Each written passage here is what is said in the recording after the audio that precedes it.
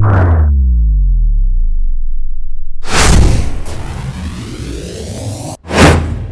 now we're going to focus on our backpedaling, our stance, and your height, and what you should do for a back pedal. What we're going to do is, imagine the sideline's right here. This is the right sideline. So we always want this top foot up. So we want the right foot up, we want the left foot back. Obviously this is the sideline, so the QB is inside. So we always want to have our eyes at the start on the QB to do our 3 steps to key to QB. So we're here, right foot up, left foot back, eyes inside.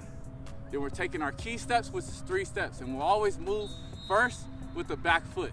So we'll never start from here, right foot up, left foot back. We're always gonna start from here first, then here, then here, then here. So our key steps is important because that's gonna give us time to diagnose the quarterback and the receiver, and allows us to be patient enough so we can diagnose it. Now, if we don't take the key steps and we go straight into our back pedal, we're gonna be rushed too fast. We won't be able to read the quarterback. We won't be able to read the receiver. Not only that, we'll give the receiver too much cushion, which gives him a lot of room to work with to do whatever we want. So we don't want that. We want to take in charge of the route. We want to control the route. We want to control the QB. We want to trick the QB. So we have to have those QB eyes so we can read and diagnose the QB and the receiver at the same time. So we're here.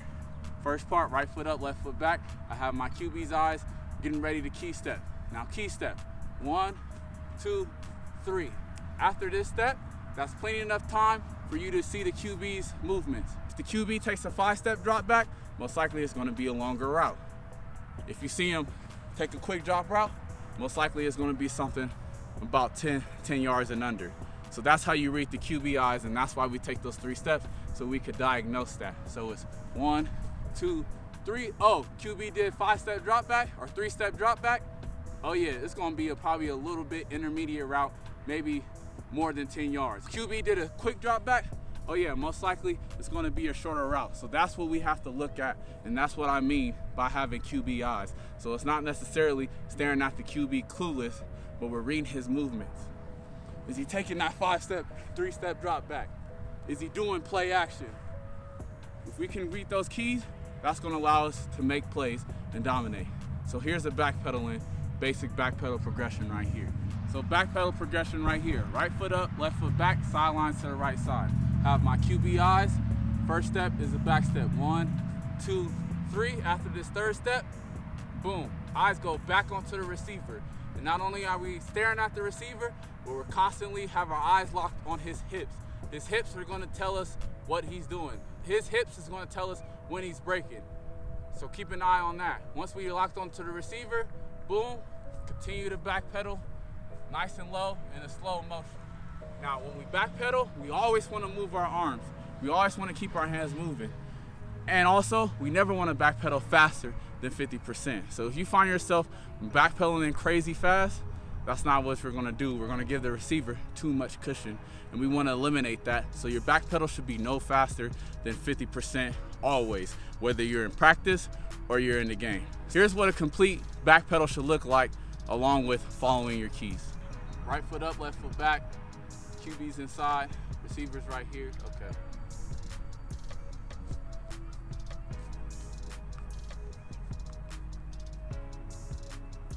So now we're gonna work the same thing the other side.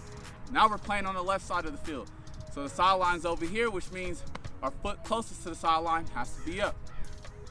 Our off foot has to be back. Remember, first movement, we're moving the back foot, we're not moving the front foot. We're key stepping, 1, 2, 3. After 3 and we diagnose QB read, boom, we're going to the receiver. Now we're reading the receiver in a nice slow back pedal, staying low. And the reason why we want to stay low, so when the receiver makes a move, we're able to break and go in and out.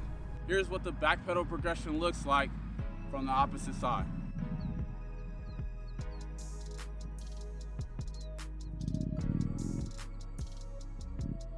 Next drill we have is our weave backpedal. Now, weave backpedaling is specifically so we can mirror the receiver's actions, keeping our shoulders and our hips squared so we're able to break and transition wherever the receiver takes us. So here's a walkthrough on what it looks like. So we're starting a normal stance. So if the sideline's to the right, we have our right foot up, left foot back. Remember, QB keys, So we're reading the QB first for our first 3 steps. 1, 2, 3, boom, eyes back, locked onto the receiver. Now if the receiver stems us inside, and which a good receiver will do, then we're gonna backpedal, mirror him, weave with him. If he takes us back outside, we're gonna backpedal, weave with him to the outside. The purpose of a weave is so that we can continue to stay squared in our backpedal, have control of the route, and also maintain our leverage. That's what a weave is. And that's why receivers stem inside, so they could try to out leverage us. But if we want to maintain that leverage and that spatial relationship, we have to weave with him. So when the receiver stems us inside, we have to maintain that inside. That way, we're right back to the start. As long as we weave with the receiver, maintaining our leverage, we're good. So if you have inside leverage, weave to him and keep your inside leverage. If you have a play where coach wants you to have outside leverage, make sure you keep your weave and stay outside leverage. What we want to do always as a DB is win to our leverage. So if we supposed to have inside leverage, we have to always maintain that inside leverage throughout the whole route. If we're supposed to have outside leverage, we must maintain that outside leverage. So whether receiver stems us or not, we have to maintain there. And that's why receivers stem, so they can try to, if we're supposed to have outside leverage and the receiver stems us inside, they'll try to get us to go inside leverage when we're supposed to have outside leverage. And now because we're inside, receiver will break out, he out leverage us, he catches it, touchdown. So the weave backpedal is for maintaining our leverage. So here's the first example of a weave backpedal drill right here. I'm on the right side, so my right foot up, sideline's right here, QB right there, receiver's right in front of me. Now I have my key steps, 1, 2, 3, back to target, receiver stems inside, I'm here. Back out, I'm here. I'm here. I'm here. So my shoulders and my hips are square throughout the whole time. Here's what it looks like full speed.